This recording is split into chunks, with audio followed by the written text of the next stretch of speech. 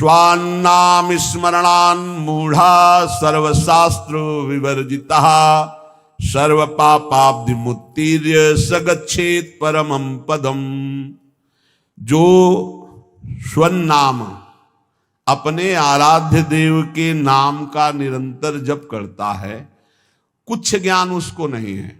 कह रहे सर्वशास्त्र विवर्जिता, किसी भी शास्त्र की कोई बात नहीं जानता है, और मूढ़ा मूढ़ पुरुष है, और सर्व पाप करने वाला है, सब पाप किए हैं। बहुत ध्यान से सुनिए, मूढ़ पुरुष है, बिल्कुल शास्त्रों का ज्ञान नहीं, और सब पाप किए हुए हैं, लेकिन सत्संग से उसने नाम महिमा सुन ली और शुरू हो गया नाम जप करना। जैसे किसी को शब्द कहे जाते हैं कि बिना गुरु के नाम जपने से वो परम पद में नहीं जाता है, तो आप खुली बात समझ लो, कोई भी नाम ऐसा नहीं जो गुरु ने ना उच्चारण किया हो। अगर राम नाम है तो लाखों संतों ने राम राम उच्चारण किया है। सुन लो कहीं से भी और मान लो कि ये गुरु के मुख से ही आ रहा है। राधा नाम लाखों बार उच्चारण किया गया, पकड़ लो ना। कान में तुम्हारे नाम गया तो गुरु के द्वारा ही तो निकला, उसे पकड़ लो। अब पकड़ो ना तो कान फुकवा के भी थोड़ी भगवान मिल जाएंगे। अगर आप पकड़ लो तो बात पकड़ने की बात है। तो बोले स्वनाम स्मरणान, अब उसने नाम पकड़ लिया कि भाई हम ज्यादा पढ़े लिखे नहीं, हमको कोई शास्त्र का ज्ञान नहीं, बहुत पापाचरण हुए, हम तो मूढ़ बुद्धि। अब रात दिन हमको तो एक ही बात समझ में आई, केवल नाम जपना है, राधा राधा राधा। तो बोले सर्व पापाब्धि मुक्तिर्य सगच्छेत परमं पदम, वह समस्त पापों से मुक्त होकर परम पद को भगवत प्राप्ति हो जाएगी उसकी। बहुत कृपा श्री जी की, बहुत कृपा अगर नाम जपने में आपकी रति हो जाए। सर्ववेद इतिहासानाम सारार्थोथमिति स्फुटम यद्रम नाम स्मरणम क्रियते पाप तारकम। मैं तुम्हें समस्त वेदों और इतिहासों का सार सिद्धांत वर्णन करता हूं। यदि तुमने नाम जपना शुरू किया, नाम स्मरण शुरू किया, तो तुम्हारे सारे पाप नष्ट हो जाएंगे और तुम्हें भगवत प्राप्ति निश्चित हो जाएगी। ये सब शास्त्रों का सार बता रहे हैं। तो बोले छोटे मोटे पाप तो नष्ट हो जाते होंगे, लेकिन जैसे गर्भ हत्या है, भ्रूण हत्या, ये महापापों में है। इनको साधारण मत समझना, जल्दी प्रायश्चित कर लो, नहीं दुर्गति करा देंगे तुम्हारी। ये जो घर गृहस्थी परिवार वाले हैं, ये जो भ्रूण हत्या गर्भ हत्या को खिलवाड़ समझते हैं, ये शास्त्र में महापाप वर्णन किया गया है। फिर तुम्हारे यहां जब कर्म का फल तांडव करेगा तब कहोगे कि भगवान रक्षा नहीं करते और हमने कौन सा पाप किया है। फिर ऐसे ही बोलते हैं। देखो अपना रजिस्टर, पीछे इसी जन्म का रजिस्टर देखो, कैसे कैसे पाप किए हैं तुमने। तो बोले यदि कहीं ऐसे पाप हो गए, ब्रह्म हत्या पाप हो गया, इनका क्या, इनको कैसे मिटा, ये तो बड़े पापों में है। तो बोले तावत गर्जन्ति पापानि ब्रह्म हत्या समानि च न यावत प्रोच्यते नाम रामचंद्र तव स्फुटम। हे प्रभु, जब तक उसने आजीवन नाम जपने का नियम नहीं लिया, तभी तक ये पाप उसका सर्वनाश करने पर तुल जाएंगे। और जहां निश्चय लिया कि आज से एक भी श्वास नाम के बिना, तो उसे और कोई प्रायश्चित करने की जरूरत नहीं। नाम संकीर्तनम यस्य सर्व पाप प्रणाशनम, सारे पापों से उसकी मुक्ति मिल जाएगी। बोले त्वन्नाम गर्जनम श्रुत्वा महापातक कुंजराः पलायन्ते महाराज कुत्रचित स्थान लिप्सया। हे प्रभु, आपका नाम जब उपासक जपने लगता है तो मानो सिंह की गर्जना है। नाम जपना सिंह की गर्जना है। तो महापातक गजराज है। भारी सिंह की गर्जना सुनकर जैसे गजराज छिपने के लिए भाग पड़ता है, ऐसे पाप नष्ट हो जाते हैं, पाप भाग जाते हैं, उसके हृदय में अपना स्थान नहीं बनाते जहां नाम चलता है। इसलिए तावत पाप भी पुंसाम कातराणाम सुपापिनाम यावन्न वदते वाचा राम नाम मनोहरम। हे प्रभु, जितने पाप हैं वो सब कंपायमान होने लगते हैं जब कोई उपासक ये निर्णय कर लेता है कि अब तो सब साधन एक तरफ, अब तो हम केवल नाम जप करेंगे, सब पाप थर्रा जाते हैं। कई बार कहा है कि और सब साधन करने में मन लगेगा, लेकिन निरंतर नाम जप करने का मन स्वीकार नहीं करे। नाम जप का नियम लिया तो पाप थर्रा जाएंगे। तावत पाप भिया पुंसाम कातराणाम सुपापिनाम यावन्न वदते वाचा राम नाम मनोहरम। हे मन का हरण करने वाले प्रभु, आपके नाम का जप करने का जब तक नियम नहीं लिया, उच्चारण करने का भाव नहीं किया, तभी तक ये पाप है, नहीं तो थर्रा कर कंपायमान होकर ये सब नष्ट हो जाएंगे जब नाम कीर्तन होगा, जब नाम जप होगा। ये महापुरुषों की वाणी है। पापी किसे कहते हैं? बोले ये लोक द्वेषिणो मूर्खा कुमार गरत बुद्धया ते राजन दुर्जना गेया सर्वधर्म बहिष्कृता। पापी कौन है? तो बोले जो अपनी बुद्धि से सदा गंदी बात सोचता रहता है, गलत बात सोचता रहता, शास्त्र विरुद्ध, दूसरे का धन अपहरण कैसे करें, दूसरे से भोग का अपहरण कैसे करें, जो दूसरों से सुख लेने के लिए ही पाप बुद्धि सोचता रहता है, कुमार्गगामी है। जो हर किसी को दुख देने के लिए तैयार है, सुख भोगने के लिए दूसरों को दुख देने के लिए तैयार है। और जो मूर्ख है, शास्त्र विरुद्ध आचरण करता है, कोई भी धर्म स्वीकार नहीं करता, ऐसे सर्वशास्त्र सर्वधर्म बहिष्कृत पुरुष को पापी कहा गया है। वो पापी पुरुष है जो समस्त लोगों से द्वेष करता है, समस्त लोगों के जनों का शोषण करता है, कुमार्गगामी है, बुद्धि केवल दूसरे का धन अपहरण करना, भोग अपहरण करना, गलत चिंतन करना, इसी में लगी रहती है। जो शास्त्र और धर्म से बहिष्कृत है उसे पापी कहते हैं। अब पुण्यात्मा किसे कहते हैं?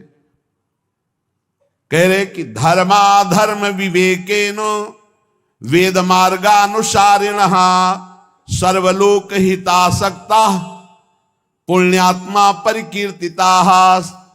वही साधवा परिकीर्तिता। पुण्यात्मा कौन? जो जिसकी बुद्धि धर्म और अधर्म का निर्णय करने में बड़ी प्रवीण है। नहीं, ये अधर्म है, ये मैं भूल कर नहीं भी कर सकता, ये धर्म है, इसे मैं भूल कर भी नहीं छोड़ सकता। जिसकी बुद्धि धर्माधर्म विवेक न वेद मार्गानुसारिणा, जो शास्त्र के अनुसार बुद्धि निर्णय करती है कि धर्म किसे, तस्मात् शास्त्रम प्रमाणम ते कार्याकार्यो व्यवस्थित हो। कार्य और अकार्य की व्यवस्था शास्त्र में की गई। जो शास्त्र के अनुसार चलते हैं, जिनका विवेक ये काम करता है कि ये पाप आचरण मैं कभी नहीं करूंगा, ये पुण्य आचरण है, धर्माचरण इसको कभी नहीं छोड़ूंगा, जो सब लोगों का हित सोचता है, जो दूसरों को सुख प्रदान करता है, परहित करता है, उसे ही पुण्यात्मा कहते हैं। साधुजन उसे ही पुण्यात्मा कहते हैं। पापी कौन? पुण्यात्मा कौन? अब बोले महात्मा कौन? महात्मा किसे कहते हैं? बोले सर्वलोक हितासक्ता साधवा परिकीर्तिता हरिभक्ति करम यत्तत् सदभिश्च परिरंजितम आत्मना प्रीति जनकम तत्पुण्यम परिकीर्तितम। जो समस्त लोगों के लिए भजन करता है, अपने लिए नहीं, समस्त लोग, सर्वे भवन्तु सुखिना। महात्मा किसे कहते हैं? पुण्यात्मा सुना, पापात्मा। महात्मा किसे कहते हैं? भजन अपने लिए महात्मा नहीं करता, सबके लिए भजन करता है। इसीलिए सब उसे नमस्कार करते हैं, सब प्राणों से अधिक प्यार करते हैं, क्योंकि वो अपने भजन का सर्वस्व वो लोगों को दान करता है। सर्वे भवन्तु सुखिना, सब निरोग हो, सब स्वस्थ हो, सबकी बुद्धि आनंदमय भगवान में लगे, कभी कोई पापाचरण न करे, कभी कोई रोग शोक किसी को न हो। ऐसे महात्मा भजन करके अपना भजन जो जनहित के लिए देते रहते हैं, उन्हें महात्मा कहते हैं। जो संपूर्ण जगत भगवान का स्वरूप है ऐसा मानते हैं, उन्हें महात्मा कहते हैं। जो निरंतर भगवान के स्मरण में मगन है उन्हें महात्मा कहते हैं। जो विधि पूर्वक भगवान की पूजा श्रद्धा भक्ति करते हैं उन्हें महात्मा कहते हैं।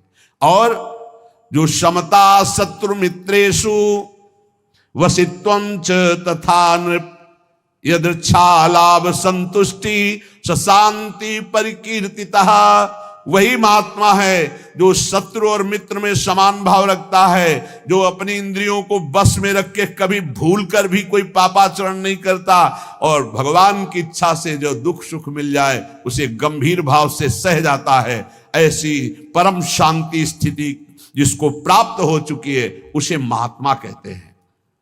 अब कह रहे सन्यासी किसे कहते हैं, पापात्मा किसे कहते हैं, पुण्यात्मा किसे कहते, महात्मा किसे कहते, और सन्यासी किसे कहते हैं। बोले तद्यथा विमुच्याग्निर्धन कलत्र परिबर्हणम संगे स्वात्मनः स्नेह पाषाण बधूय परिव्रजन्ति समलोष्टास्म कांचन स्त्रीवर्ग प्रवत्तेषु सक्त बुद्धि अमित्रोदासीनां तुल्य दर्शनाः स्थावर जरायुज अंडज स्वेदज उद्भिजानां भूतानां वांग मनः कर्म भीर नभीर द्रोहिणो निकेताः। सन्यास किसे कहते हैं? जो सन्यास धारण किए उससे कौन है जो सन्यास धारण किए हुए, यहां लक्षण वर्णन कर रहे हैं। जो कभी भूल कर भी स्त्री स्पर्श नहीं करता, सन्यासी। जो भूल कर भी कभी धन स्पर्श नहीं करता, अग्नि स्पर्श नहीं करता, भूल कर कभी अपने परिवार से नहीं मिलता, तथा जो घर गृहस्थी की भोग सामग्री है उससे बहुत दूर रहता है, त्याग करके समस्त विषयासक्ति के बंधनों को तोड़ करके, जो अनिकेत है, जिसके वास का ही ठिकाना नहीं, अनिकेत, कोई अपना घर नहीं, ढेले पत्थर और सोने को जो समान समझता है, अर्थ धर्म और काम तीनों का त्यागी है, शत्रु मित्र उदासीन सबके प्रति समान दृष्टि रखता है, स्थावर अंडज पिंडज स्वेदज उद्भिद समस्त प्राणियों में मन वाणी और कर्म से कभी द्रोह नहीं करता, जो परम स्वतंत्र सच्चिदानंद रूप में स्थित हो चुका है।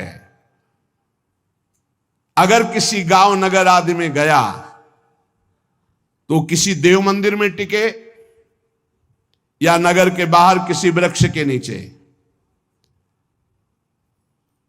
गांव में भिक्षा के लिए एक रात एक दिन भिक्षा ले, बाहर गांव के टिके, नगर में 5 रात 5 दिन भिक्षा ले सकता, नगर बहुत बड़ा। इसके अलावा बिना मांगे बिना प्रयास किए यदि मिल जाए तो उससे गुजारा कर ले। काम क्रोध दर्प लोभ मोह कृपणता दंभ निंदा अभिमान हिंसा आदि से जो पूर्ण दूर है उसे सन्यासी कहते हैं।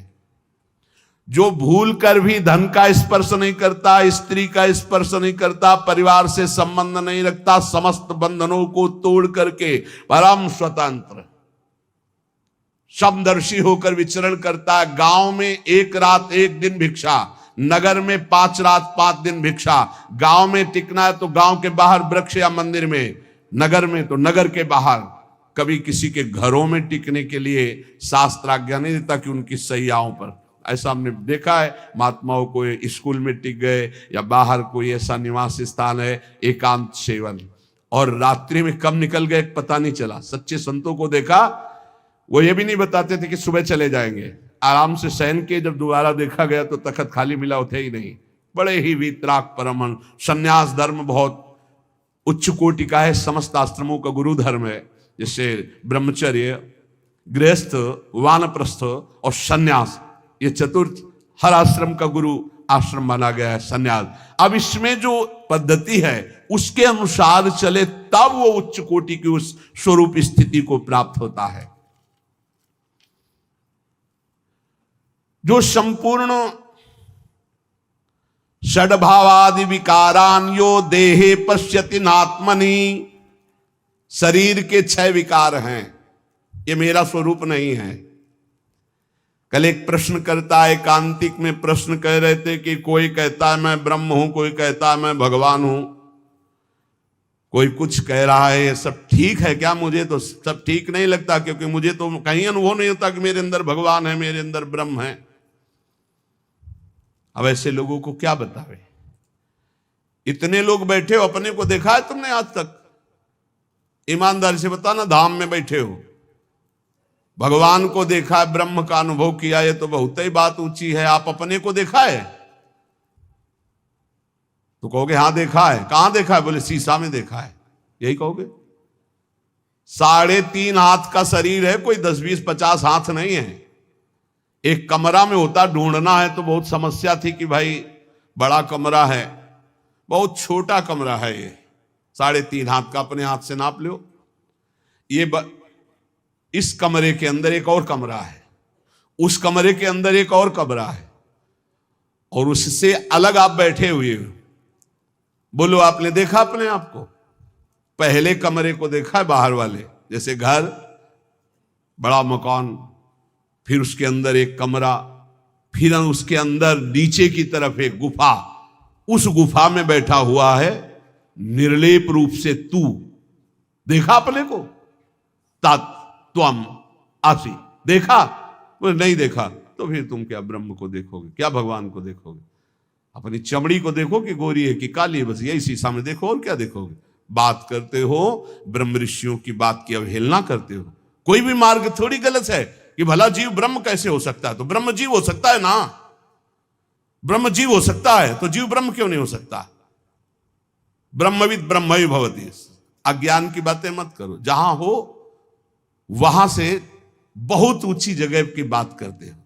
ये ब्रह्म ऋषि ऐसे मजाक थोड़ी करते हैं, हम ब्रह्मास्मि, वही है, वही कहीं से भी देखो वही है, दूसरा नहीं। वो खेल कर रहा है, वही सेवक स्वामी खेल कर रहा है, दूसरा नहीं, बिल्कुल दूसरा नहीं, दूसरों न कोई। जब मैं था तब हरि नहीं, अब हरि है मैं ना आए। हरि और मैं कभी एक साथ नहीं हो सकते, ध्यान रखना। हरि और मैं एक साथ नहीं हो सकते। जब मैं था तब हरि नहीं, अब हरि है मैं ना आई। ब्रह्म नहीं, माया नहीं, नहीं जीव नहीं काल, अपनी उसुदिन आ रही। एक रहे नंदलाल, भक्ति एक, ज्ञान एक, वो ब्रह्म द्वितीय नास्ति एक, आखिरी में पहुंचो एक, सवाल हल होगा एक, दूसरा नहीं। जब तक अनेक तो सवाल में हो, हल नहीं हुआ है। ऐसे बातें सुनते हैं और अवहेलना कर देते हैं। कभी जिंदगी में भक्ति नहीं आ पाएगी यदि निंदा करोगे किसी ब्रह्म ऋषि की, किसी महात्मा की। भगवान के सिवा कोई नहीं है, मान लो हमारी बात, तो सवाल मानी संख्या भगवान के सिवा कोई नहीं, हल हो जाएगा। वासुदेवा स्वरमिति। ये शरीर भगवान नहीं है। बोले षड्भावादि विकारान यो देहे पश्चतिन आत्मनि, ये आत्मा नहीं है। ये जो आप देख रहे हो ये 6 विकार वाला है। क्या? जन्म लेना, सत्ता की है, दिखाई दे रहा, बढ़ना, बदलना, क्षीण होना और नष्ट हो जाना, ये 6 हैं इसके। षड्भावादि विकारान यो देहे पश्यतिन आत्मनि, जो जन्म होता है और है, ये शरीर दिखाई दे रहा है और बढ़ रहा है, फिर बदल रहा है और फिर नष्ट हो जाता है, उसे शरीर कहते हैं। वो मैं कभी नहीं हो सकता, मैं अविनाशी हूं, तो मैं शरीर नहीं हो सकता। 6 विकार ये शरीर के हैं, मेरे नहीं हैं। लेकिन बर्थडे किसका मनाया जाता है? आत्मा का। किसका? नाशवान शरीर का। खुशी मना रहे। एक और मनाया जाता है, आए थे हमारे पास, दोनों को माला पहना दो, आज हमारा दिन है कौन सा, अब हम अंग्रेजी नहीं बोल पाते, शादी का दिन है, शादी का सालगिरह ऐसा। अब बताओ, अरे भाई हम कह रहे किसी बहाने उसको मनाओ, 24 घंटा का कीर्तन रखवा लो, धन्यवाद, तुम रोज मनाओ, हम रोज मनाओ, कह रहे रोज बर्थडे मनाओ, लेकिन नाम कीर्तन करो। इस शरीर को तुम इतना महत्व दिए हो और स्वरूप को बिल्कुल नहीं, जो ज्ञान बगाड़ते आगे ऐसे आते हैं, बिल्कुल ब्रह्म ही बोध हो चुका है, ऐसे बात करते हैं, और स्थिति नहीं है ककारा की, सच्ची मानो। अब जैसे अपने लोगों को पता चलता है, जैसे आप बात कर रहे हैं तो पता चल रहा है आपकी स्थिति क्या, वहां बुद्धि से थोड़ी, वहां तो स्थिति पता चलता है। भैया सुगंध होती है और एक होता है नकली फूल, तो नकली फूल को चाहे जितना नाक में सूंघो नहीं, नाक में फिर भी गंध नहीं आने वाली। असली फूल दूर ही से पता चलता है कि इसमें गंध है। ऐसे ही ब्रह्मबोध संपन्न या ब्रह्मबोध की वार्ता करने वाले का अलग स्वरूप होता है। पक्का समझ लो, ये जो जन्म लेता है, जो ये है शरीर, बदलता। कैसे बदल रहा है? एक दिन मुछ नहीं थी, फिर मुछ आई, फिर एक दिन कुछ नहीं। कैसा इसका खेल है, कैसा इसका खेल है। और इसी को मैं माने हुए हैं। हे भाई, ये जो शरीर है ये 6 विकारों से युक्त है, ये नष्ट हो जाएगा, ये तुम नहीं हो पक्का। आगे कह रहे, इसके क्षुधा, तृषा, सुख, दुख, भय और मृत्यु ये होना ही है। ये विकार तुम्हें क्षुध, सुखम, भयम, दुखम, प्राण बुद्धिर निरीक्षते। ये जो शरीर है इसके 6 ये है। और अंतिम सुनो, ये भूख से, प्यास से, सुख दुख से, भय से जो व्याकुल रहते हैं, ये प्राण है, तुम नहीं हो। न तुम्हें भूख लगती, न तुम्हें प्यास लगती, न तुम्हें भय है, न शोक है, न तुम्हारी मृत्यु है। तुम अलग हो। सांसारिक धर्म तेरे को स्पर्श नहीं कर सकते। अगर तू गुरु की शरण में होकर ये बात जान जाए तो तू क्या है समझिए। बोले, पश्यन्ति ये सर्व गुहाशयस्थम त्वाम चिद घनम सत्यम अनंतमेकम अलेपकम सर्वगतम वरेण्यम तेसाम हृदब्जे सहसीतया बस। तू चिदघन स्वरूप है, चिदानंद है। चिदघन में कोई प्रहार नहीं हो सकता। तू सत्य स्वरूप है, तेरे में कभी काम क्रोध नहीं हो सकता। तू अनंत महिमामय है, तू अनंत का बच्चा है, अनंत महिमा। तू एक है, तू निर्लेप है, और तू ही सर्वगत है, तू ही स्तुत्य है। स्तुति तेरी करने लायक इस शरीर की नहीं। ऐसा तो परमेश्वर स्वरूप है। अब आप समझ लीजिए, जब आप खोजोगे तो खोजने वाला नहीं रह जाता, जिसकी खोज की जाती है वही रह जाता है। भाव इसका समझ लो। जब दर्पण था तो 2 दिखाई दे रहे थे, मैं और मैं का एक प्रतिबिंब। और दर्पण जब खींच लिया तो केवल मैं बचा, प्रतिबिंब गायब हो गया। ये शुद्ध ज्ञान की बात समझ लीजिए। माया प्रतिबिंब में ये भास रहा है, स्थूल शरीर, सूक्ष्म शरीर, कारण शरीर, और इसका प्रतिबिंब मैं पुरुष, मैं स्त्री, मैं विद्वान, मैं धनवान, मैं रूपवान, मैं गुणवान। बहुत विचित्र। कोई पश्यन्ति सर्व गुहाशयस्थम। अभी आपको बताया कि बहुत गुह्य स्थान में वो बैठा है। स्थूल शरीर, सूक्ष्म शरीर, कारण शरीर, पूरा बड़ा मकान, फिर एक कमरा, कमरा के नीचे भूधरा, उसमें गुफा में वो परम तेजो में बैठा हुआ है। कौन? बोले, त्वाम चिद घनम सत्यम अनंतम एकम। तू एक है, अनंत महिमाशाली चिद घन स्वरूप, तू ही वहां बैठा हुआ है। देखो अपने को। फिर ये प्रश्न खत्म हो जाएगा कि लोग ऐसा कहते हैं कि मैं ब्रह्म हूं, मैं ऐसा कहते हैं, ऐसा। तू वही बैठा, वही अलेपकम, तेरे में कोई विकार स्पर्श नहीं कर सकता। सर्वगतम वरेण्यम, वही तू ही स्तुति करने लायक है, क्योंकि तू परमात्म स्वरूप है। ये कैसे होगा? बोले, निरंतराभ्यास दृढ़ीकृतात्मनाम त्वत्पाद सेवा परिनिष्ठितानाम त्वन्नाम कीर्त्याहत कल्मषाणाम।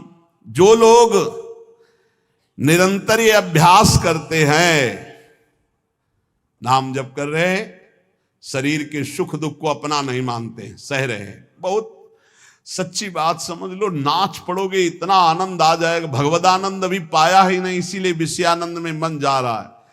जिस दिन तुम्हें वास्तविक अनुभव होगा कि अरे मृत्यु शरीर की होती, तेरी नहीं। विकार अंतःकरण में आते, तेरे में नहीं। भूख प्यास प्राणों का धर्म है, तेरा नहीं। उसी समय तू परमानंद था, परमानंद है, परमानंद रहेगा। एक अपार मस्ती आ जाएगी, एक अपार मस्ती आ जाएगी।